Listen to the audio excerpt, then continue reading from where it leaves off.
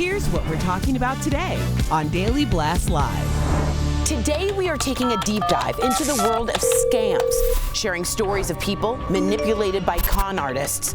From two of the women who say they were duped by the infamous Tinder swindler to a mom who was the victim of a terrifying AI cloning scam. And important information you need to know to outsmart the scammers. Oh my gosh. Get real. No. Y'all, Just stop. This is a sham. It's finally here.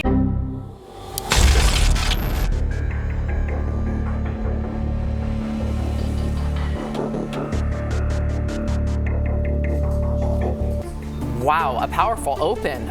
Welcome to a very special episode of DBL. Today we are talking about the world of scams. Scammers have always been around, but in 2023, there's a whole new array of cons, schemes, and imposters taking billions of dollars from unsuspecting Americans. And I think it's safe to say we've all been scammed in some way at some point. Oh, yeah. Okay, you have. I got scammed out of $200 at the Empire State Building. I just remember they said, you want headshots? We'll take you on as a client. Go downstairs. We'll follow you. Take it out of the ATM. And when I went, their office was gone. Followed you to the ATM? Yeah. And you were scammed. You've talked. Yes, I was scammed my student loans when I was in graduate school. They send you your 6 month stipend because you can't really work, and so it's $6,000, which kind of seems like a lot, but you have to stretch that for 6 months. Right. Rent, food, that's everything. gas, everything.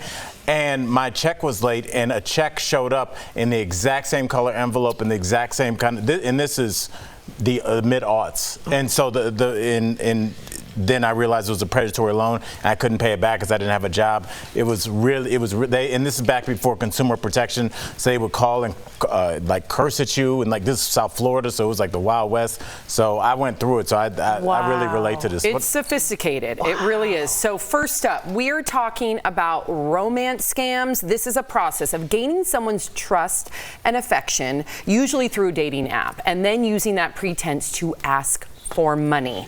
One of the world's most well-known romance scams involved a man who was dubbed the Tinder swindler back in 2018. His victims say he stole their hearts before taking millions from them. Two of his alleged victims will join us live, but first, let's take a look at their story. I had just moved to London. I was on the apps. It wasn't something new for me, and I had already had one great relationship from Tinder. So for me, it was very new, and I had just got it out on the dating scene, basically. The first time I met him was in Amsterdam. We had been talking for about 3 weeks before I went there to see him. My first meeting with Simon was in London. I was just finishing up my master's, and I met him for a coffee date. He wanted to spend more time with me, but he was traveling and wondered if I wanted to travel with them. That was when the infamous private jet trip came up on the table. He did tell me in the beginning that he worked with his family's diamond company. I mean, you have to understand that you meet his bodyguard, you meet his co-worker, and you meet another person who works for him. I got this feeling where I was like, I have known this person for 10 years. He was an amazing guy, funny, ambitious. He gave me 100 red roses for my birthday. He traveled solely to see me in London, which I thought was super, romantic. I had a friendship relationship with him. This was a person that I spoke to almost every day. I thought it was my best friend. With me, we did have a committed relationship. We were going to move in together in London. I wanted to settle down. I wanted to have kids. But nothing was real. Not even his name. I think a lot of people can reference to having a relationship with someone who has cheated, and you can feel like you didn't know the person because you didn't expect this from them. Just imagine that entire person just never existed, because that's how it was for us. Unbelievable. To learn just how far this scam went, please welcome Cecilia and Pernilla to the show. Wow. Thank you for sharing your story, ladies. Yeah, it takes a lot of courage. Absolutely. Cecilia, you thought this was a man you were going to marry. I was going to ask you, what were his reasons for the first time needing your money? What was the first excuse? The first excuse was just everyone's been asking, he's a billionaire, why was he asking for money? But he was asking for He had these enemies that could see where he was traveling by the spend on his card. And he had a security team. And then he said, this little favor, can I just borrow your card for some time and travel under your name, Cecilia Fjellhoy? And then I started, filling up the credit card with high consumer debt loans. And then in the end, that's how it started. Wow. Right. So I'm sure a lot of our viewers are asking, I'm talking to you, Pernilla, what did he tell you about the money? Was it just that he just couldn't get to it at the time and that's why he just needed you to front him? Yeah, he needed the money for security, and it wasn't only for him, it was for me as well. So he used real articles that was regarding the family that he was saying he was from. And these were real articles from Israel. So it turned out to become a gold mine for him. And he needed the money for security. And it also made it into I was under threat. So I was scared. Wow. I'm so angry. And I've seen the documentary on Netflix with you and him. I just can't imagine what you two not only went through, but what you continue to go through. So how much did each of you end up giving him? $70,000. And $250,000. I'm so sorry, I'm so ladies. sorry. I'm just so upset. No words. Pernilla, I mean, looking back, were there any red flags that you or other people around you might have ignored in that moment? Well, definitely. When looking back at it, especially when he started asking for money and the problems were starting to come up. But we also have to keep in mind, it took almost 9 months before they started to ask for money. But the money part definitely is the biggest red flag. But it's hard to see it when you're trapped in it. And I think that people need to understand that when it comes to fraud victims. And what about you, Cecilia? And was there anyone in your life that raised a red flag saying something's not right, that maybe you were like, you don't know him like I know him? For me, I think why I felt so deeply into this was that I had recently moved to London.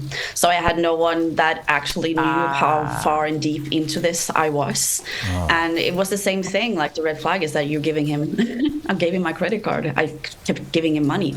But it's so real, and he's using fear and love, and he's mixing the two of them. And as Pernilla was saying, he's making it be about your safety as well.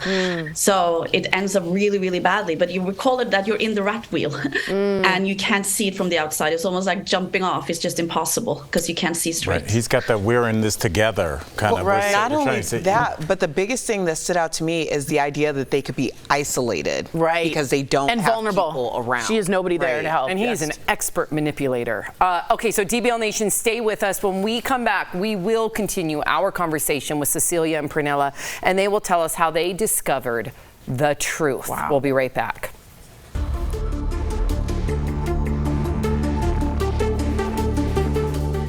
I mean, I go in your house and you have a lot of hip hop memorabilia. Yes. It's not original, but if you were... Wow. Do you want to move on? The chicken has come to bite the pig in the butt. I need a bumper sticker made out of that. We need to see our Jeff doing some exercises. Real fast, watch this. Can you do this? Oh my God.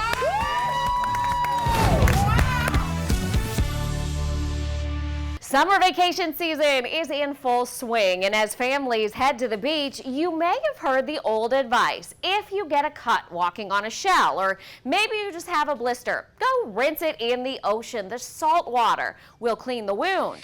So, does ocean water actually help to heal cuts and scrapes? Let's verify. Our sources are Dr. Allison Harvey, emergency medicine specialist with Prisma Health, and Brian Rabin, the manager of the Aquatic Sciences program with the Bureau of Water with the South Carolina Department of Health and Environmental Control.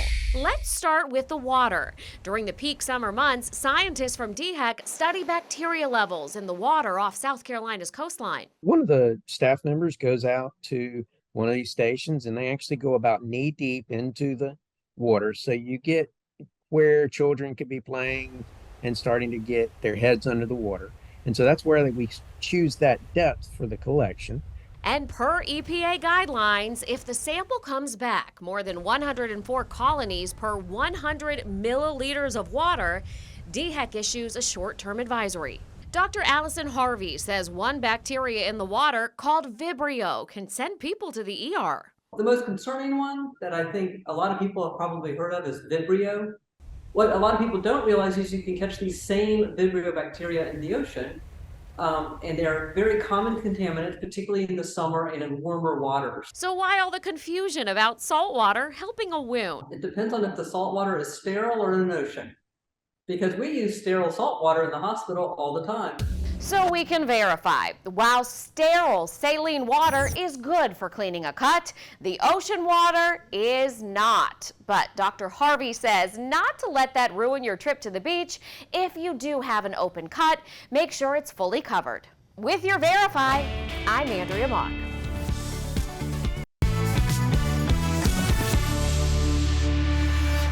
Welcome back to this special edition of DBL. Today we are talking all about scams, and right now we are continuing our conversation with two women who say they were conned by the Tinder swindler. So please welcome back Cecilia and Pernilla to DBL. Thank you again for staying with us. So many questions.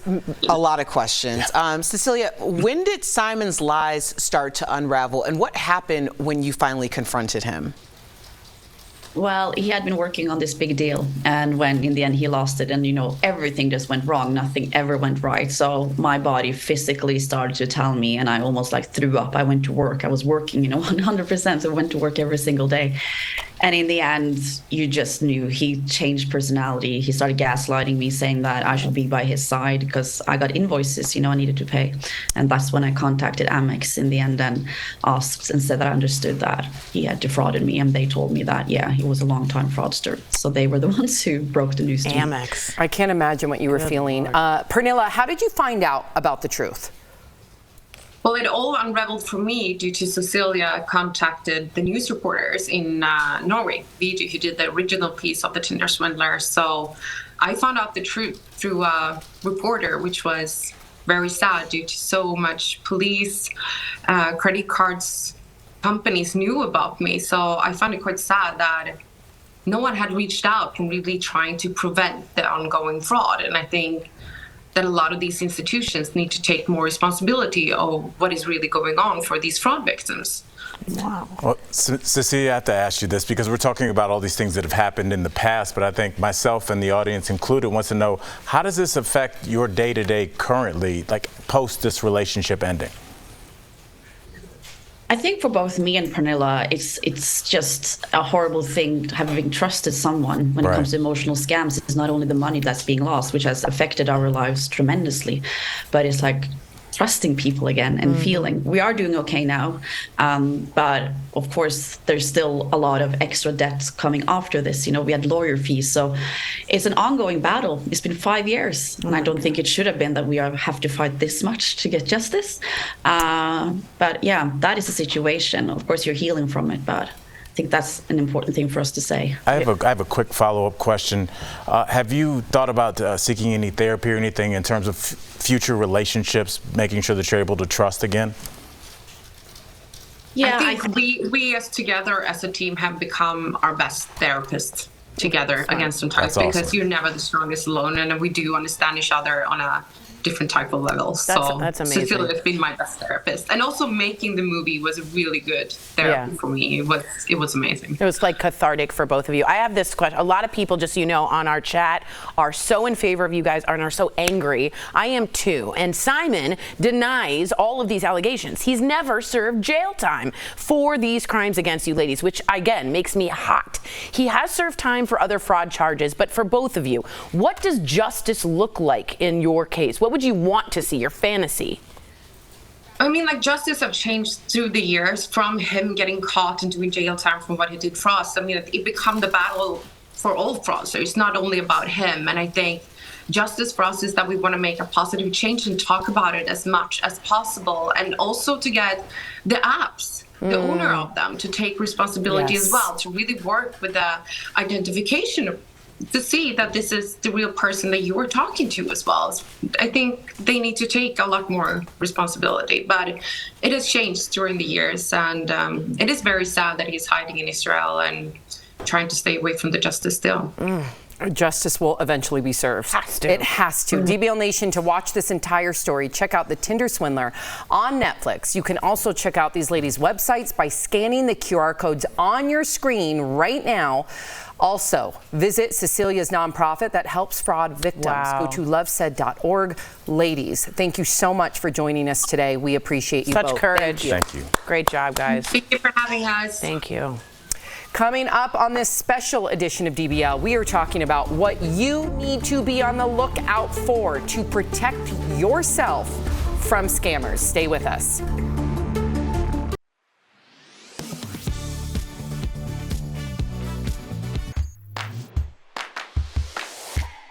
A passport is your most important travel document, and they're typically valid for 10 years. But a woman in a viral TikTok with more than 10 million views claims she wasn't allowed to board her flight because her passport expired in 5 months. Only to get to the airport to be told that you can't fly. So, let's verify. Do some countries require you to have at least 6 months left on your passport in order to travel? Our sources are the U.S. State Department, several U.S. embassies, and the embassies of the United Arab Emirates and Mexico. While your passport has an expiration date, the State Department says many countries require you to renew it several months before visiting. This is typically to avoid your passport expiring if your plans change and you stay longer than planned. The rules vary depending on where you're going. The TikToker was flying to the United Arab Emirates, which requires passports to remain valid for 6 months after the passenger's arrival. This is the same policy as many other countries, including China, India, Thailand, and Israel. But that's not the case everywhere. For example, Mexico mandates that your passport remain valid just for the length of your stay. So, yes, some countries do require you to have at least 6 months left on your passport in order to travel. The State Department says to check the entry rules on its website and to plan ahead because it can take more than 3 months to renew your passport. But it does offer same-day passports in certain circumstances for an extra fee, which is what the TikToker ended up doing. With your Verify, I'm Brandon Lewis. Are you skeptical of headlines and what you see on social media? We are too. The Verify newsletter answers your questions, clarifies what's true and false, and even includes a daily fun fact. Go to verifythis.com/email to check it out.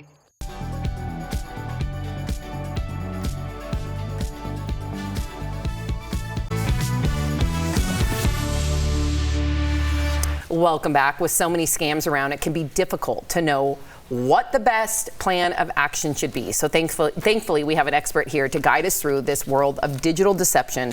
Joining us now from the Verify team, Ariane Dayton. Hey everyone. Hi. I'm so glad to be here. We're honored to have you. The Verify team, sees every kind of scam as they start popping up. Could you let us know the most common ones your team has encountered this year? Definitely. We have an entire section of our website dedicated to scams, and the most common in 2022, at least according to the FTC, were imposter scams. That's when a scammer pretends to be somebody that they're not, and guys, that can look like a whole host of situations. Phishing emails, those are the ones that were the worst offenders. Those are emails that look like they're from a legit company or a loved one when they're actually a scammer. Those phishing scams, they resulted in $52 million in losses in just 2022 alone.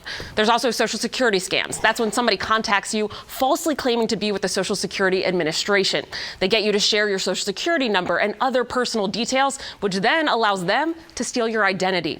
Other common imposter scams that we came across, romance scams, that the ones you talked about with Pernilla and Cecilia, the ones where somebody tries to win over your heart, then to steal your money. And the ever-present text message scams. I know you've all heard of them. The ones that say your car warranty is about to expire, and then they ask for your credit card info, and then they steal your money. They got me. Did they? The text message scheme. Oh, you got like 6 months ago. And it wasn't that the warranty thing, it was they were texting someone else, and it was this whole single mom thing when the lights had been, whatever. And I knew, like, something in my head was like, Erica, you're really going to do this? But I was like, what if she really needs it? And I did it. It was about $250. And I said, if it's a scam, then I'm sure, whatever. Anyway, I gave it to her, and scammed. I remember you telling us. I just couldn't sleep. You have a good I saw heart, the picture of the Erica. baby. They got me. They got me. They got you. They're sophisticated, absolutely. And Erica, keep going. Oh, okay. Well, in our next segment, we're talking about an AI voice scam, and these have been in the news a lot lately. So what are some signs that someone talking to you on the phone is not the actual person that they're claiming to be, and are there any dead giveaways? Yeah. There definitely are. These AI-generated phone scams, they can be very convincing, and guys, they're becoming more common. Scammers are using AI to mimic a family member's voice seemingly in danger, in need of money. Now, if you want to avoid falling for this type of scam, we've got a few tips for you. Okay. Tip 1, listen for breaths. A real person takes breaths when they talk. Between words, we make noises, we clear our throats. If there's no breath, if there's no noise, you're probably dealing with AI. Tip 2, families should agree to a secret code word or a phrase that you can use if you suspect that the person on the other end of the line isn't who they say they are. I know my family has one of those. And tip number 3, hang up and call back the person who supposedly contacted you with a number that you actually know is theirs to confirm that it is them. In the moment, these calls are going to seem very, very scary, so making sure that you and your family have a plan in place is going to be key. Wow. Such great advice. So here's another question for you. We've all heard to change our passwords whenever something off is going on, but these days I can't imagine that's enough anymore. So how can people stay safe? It's not. You have to be careful about so many things these days, especially what you post and make public online. Scammers are getting really smart, and they're using details that you share about yourself on social media and dating sites to better understand and then target you. So you should be very suspicious of that. You also need to be worried about requests to wire money, buying gift cards, or using prepaid debit cards. Those 3 methods of moving money around are scammers' favorite ways to send payments because just like cash, once that money is gone, it's gone. It can't be recovered. Wow. Now, if we're talking about those romance scams that you talked about in the last block, we have a few tips for you. You should be wary even if you are the person that first made contact. The scammers, right now, they're flooding dating websites with fake profiles, and they're waiting for the scammers to come to them. So my advice, always ask specific questions about details that you find in that profile. You need to become your own FBI. And you're going to know there's a red flag if a scammer stumbles over remembering simple details in a story or making a story fit. That works in regular dating as well, not just online dating. That's good. Of course. Audio on. You guys have to do your research. Listen, the advice that you've given us today, all actionable. Thank you so much for stopping by and helping us. Tips. I know. And just helping us navigate what's going on in this crazy world. So DBL Nation, be sure to check out the Verify team every day at verifythis.com. They've got all the news and tips to keep you safe and informed. Thank you again, Adion. Great to see you. Thank you. We'll be right back. Thank you. Bye, bye, bye. Great to see you.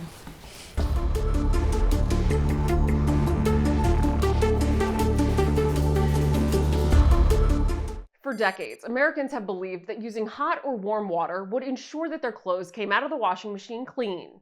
But recently, detergent companies have claimed that washing clothes in cold water is just as effective. Tide is busting laundry's biggest myth. That cold water can't clean. For years, climate activists have urged people to switch to cold water, saying it's better for the environment.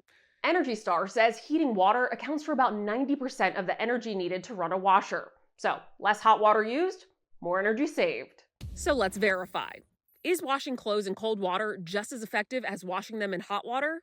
Our sources are Brian Sansoni from the American Cleaning Institute, General Electric, Consumer Reports, and the CDC.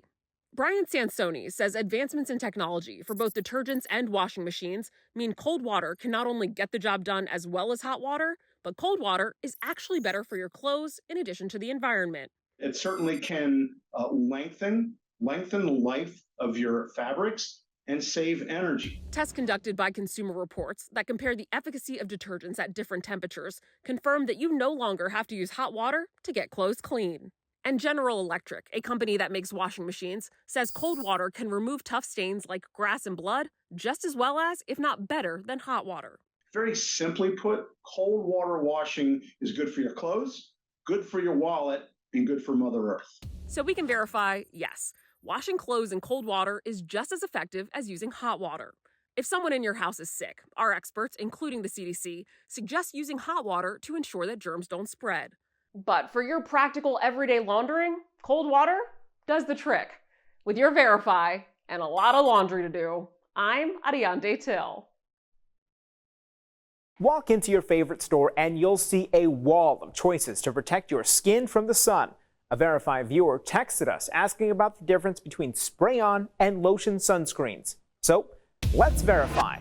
Are spray-on sunscreens as effective as lotions? Our sources are Harvard Health and 2 board-certified dermatologists to explain it's all about how you apply sunscreen. I think it's easier with a lotion to make sure that you're getting full coverage. With a spray, you may not be as careful. So that is a consideration with the spray. Dr. Rajani Kanta also says despite the advertising, you can't simply spray and go. I recommend that you spray and then you make sure that you rub it in so that you're not missing any of those, you're not missing any spots. Harvard Health found when spraying, most people apply just a quarter of what they need. Researchers recommend spraying each area for up to 6 seconds. You know that you have enough when your skin glistens. If it's not glistening, you gotta put more. But Dr. Danilo Del Campo says that doesn't mean sprays, when used properly, are any less effective than lotions. Between a lotion that has SPF 30 and a spray that's SPF 30, they are equivalent. However, the difference is how do we apply it and the method that we apply it. So we can verify, yes, spray-on sunscreens are as effective as lotions. However, they may be more difficult to use correctly than lotions. The doctors also say parents may want to use lotions for their children because it's harder to spray a good coating when kids are squirming around. With your Verify, I'm Brandon Lewis. Welcome back. Staying hydrated is so important to your everyday life, but did you know it can also help with your flexibility? It's time for some joint and muscle support brought to you by Omega XL. Dehydration can actually make joint pain much worse because 70% of our cartilage is made from water. It can also lead to various forms of arthritis and even gout. Sometimes drinking enough water throughout the day can be a challenge, but a great tip is to start drinking right when you wake up, and don't forget to carry a water bottle with you throughout the day. Omega XL has improved the lives of millions of consumers, supported by 30 years of clinical research. Omega XL's powerful and proven benefits have transformed the lives of athletes, celebrities, and dedicated daily users. Call 1-800-607-7643 or visit omegaxl.com for more information. This has been an eye-opening show. How has this changed your outlook on scams? First of all, the isolation thing Erica brought up. Be careful when you're alone and vulnerable. And second, I'm making a code word with my family like yesterday. Same. I had no idea. That can save you so much time. AI will only get more sophisticated, so that's great. I need a safe word. Yeah, you do. We should even have one between the hosts. I think that's not a bad idea. It isn't. Yeah. I already know what it would be. You do? I can't say, but we all know. DBL? Oh, I know Yeah. exactly what it would be. DBL. Yeah. No, It's definitely not definitely DBL. Let's go with now. DBL. That's a terrible Now code you've just word. told the entire world. Yeah. DBL is new every day. We will see you next time, same place. Great show. Thank you, Thank you, everybody guys. here. Thank you. Fantastic.